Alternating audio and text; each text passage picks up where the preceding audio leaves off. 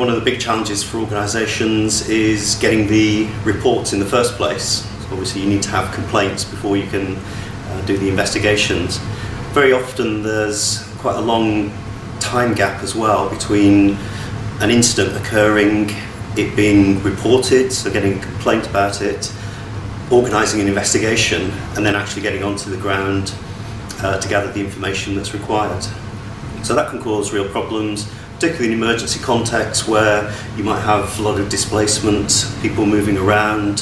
So actually being able to contact the people that you need to speak to that might have the information that you require for the investigation. An organisation needs to be committed to PSEA in the first place and to doing investigations that are really effective. And that really entails resource commitment as well. So there needs to be financial resource to support investigations being done. It means human resources as well, so having investigators that are trained, experienced, that are competent to do a good, effective PSEA investigation.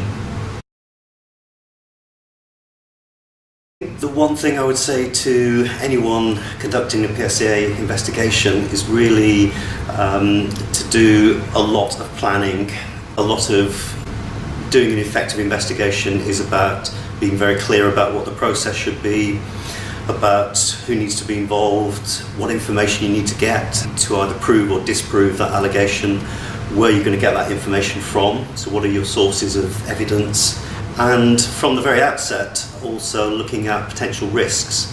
So it's crucial that any investigation is done as safely as possible, so thinking about potential risks for everybody involved in the investigation, like alleged victims, witnesses, the subjects of concern themselves.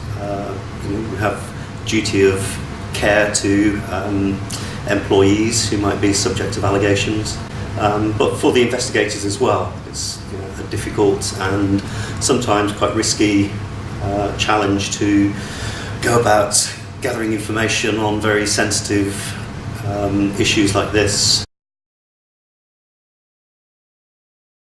It's really important organisations have very clear procedures and processes in place so they know exactly what to do and what the steps are going to be for conducting investigations. Having designated staff with clear responsibility, with decision-making authority, because it's crucial that investigations happen as quickly as possible. So you really don't want a lengthy process of discussion and negotiation to get investigations commissioned and initiated. It's important to be realistic about what these investigations can actually achieve.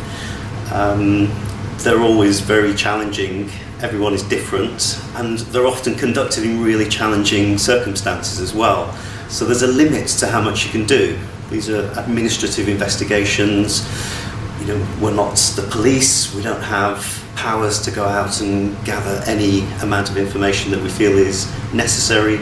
But ultimately, organisations have to make decisions based on the information that's provided to them through investigations